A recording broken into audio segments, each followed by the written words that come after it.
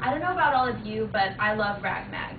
If you guys don't know what a rag mag is, it's when you're shopping at the grocery store, Target or Walmart, and you're going to exit and put your stuff on the conveyor belt, and you see these magazines, you know. I love to see who's dating who in Hollywood, and I love to see which celebrity gained 20 to 50 pounds, and I just love to see everything, all the drama in Hollywood. But my absolute favorite is when they show the celebrity mugshots. The media never hesitates to publicize a story when a celebrity gets arrested. They always tell how they got arrested, why they got, where they got arrested, everything about it. And America always watches time after time as these celebrities get off so easy. Today, more than ever, celebrities seem to be getting preferential treatment by the courts for crimes they commit. Today, I will be proving this by examining the cases of rapper T.I., heiress Paris Hilton, and the infamous Lindsay Lohan. Let's begin with rapper T.I. He's known for two things in the industry, his music and his long string of arrests. Back in late 2007, T.I. was arrested on weapons charges, said CNN.com, after he asked his bodyguard to buy him $12,000 worth of machine guns and silencers. According to CNN.com, T.I., whose real name is Clifford Harris, was sentenced in Atlanta federal court Friday to 1 year and 1 day in prison in order to pay $100,000 in fines on weapon charges. HuffingtonPost.com also states he was also instructed to take a minimum 3 drug tests after release from prison on federal weapons charges and participate in a drug and alcohol treatment program. So basically, he was asked to be a law-abiding citizen and not do drugs and not get weapons, and he couldn't even handle to do that. After the courts gave him a chance back in 2007, T.I. decided to go ahead and break his parole and was charged with possession of ecstasy. Now, T.I. did get convicted, and he is going back to jail for 11 months. So how is that preferential treatment, you may ask? Because according to CognitiveLiberty.org, a person convicted of possessing a personal use amount of ecstasy in California faces a maximum of 1 year in the county jail or state prison, unless the defendant has no prior felony conviction within 5 years. So yes, T.I. is getting preferential treatment because he was convicted of a felony just back in 2007, and he also broke his parole, and it seems like everybody is deciding to ignore that. The judge could have been way harsher on T.I., and why wasn't he? Because it's really simple. T.I. is a celebrity. Now let's move on to a name we all know, Paris Hilton. She's an heiress, and she's also another celebrity who likes to believe that she's above the law. According to FoxNews.com in late 2006, Hilton was arrested by Los Angeles police officers in Hollywood early Thursday on suspicion of driving under the influence.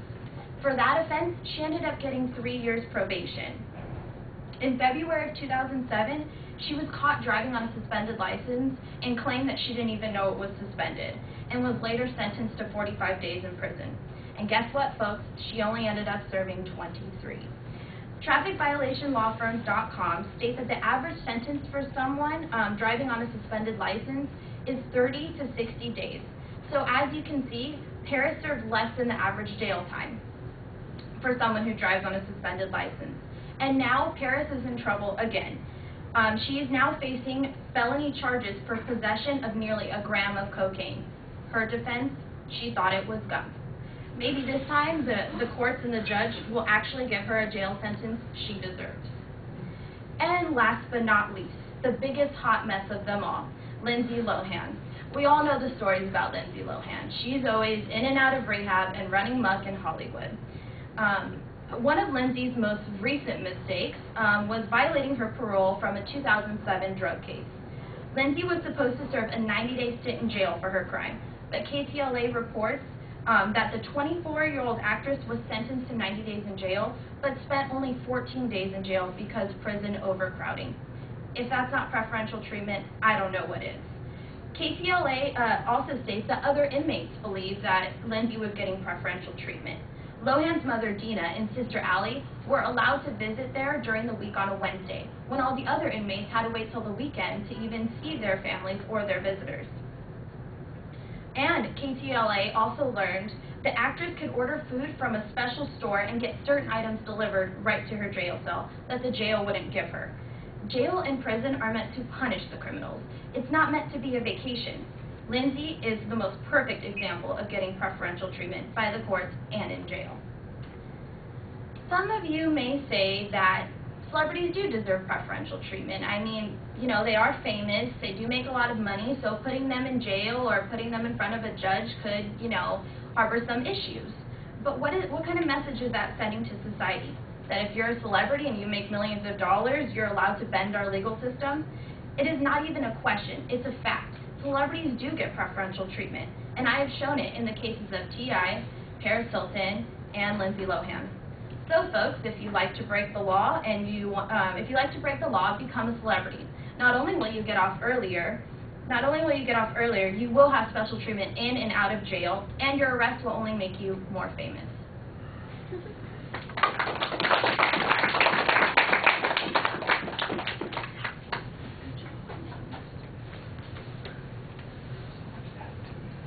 That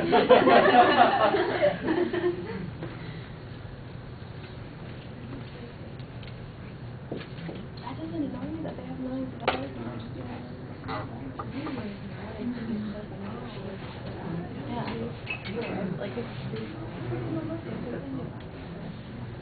It was like saying, well, I should have included it. It was saying like they could deliver like brownies and cookies and candies, so I heard like a bunch of like extra stuff.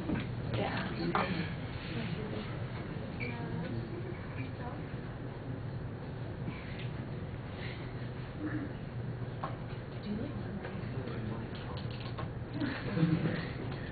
Blanca, you here? No?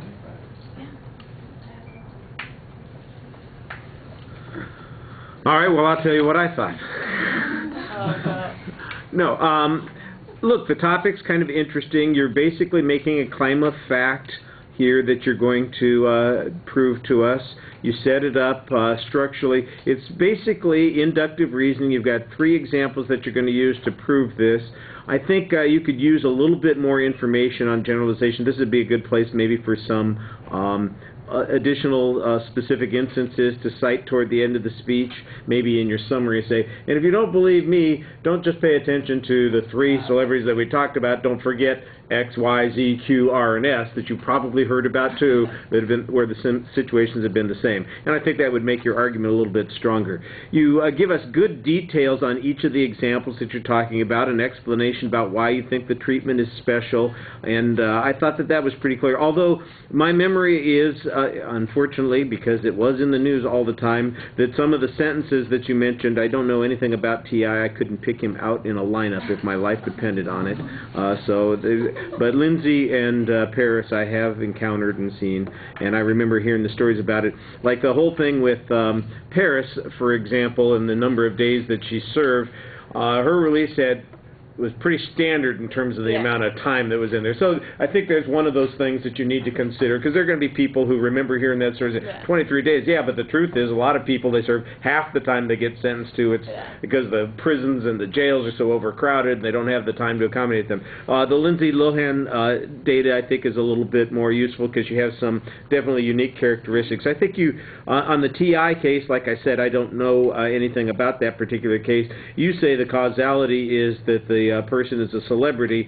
I think there might be some reasonable accommodation that you should recognize needs to be made for celebrities. Putting a celebrity in the general population might be a little bit problematic because they become a target for violence or exploitation in that particular situation. But the notion that they aren't getting appropriate punishment, that they are getting special treatment, I think that you do a pretty good job on those things. On the delivery issues, your voice, I think you've got lots of energy. It's very fluid, maybe rushing just a little bit, but you know what? I thought that was mostly, you know, your outrage that's coming out there, and I think that sells that idea pretty effectively, so no problem there. Your eye contact's usually solid, although you do have a lot of notes. If you'd put any of that stuff on index cards, you could have just flipped through them and it wouldn't have been so obvious and noticeable. I like the fact that you had a lot of source citations in the presentation, you mentioned news sites that gave you specific information about getting access to the special foods, or the what the sentence was, or how quickly they got out of the sentence. You usually provided a source citation on those particular points, so I thought that that was pretty effective.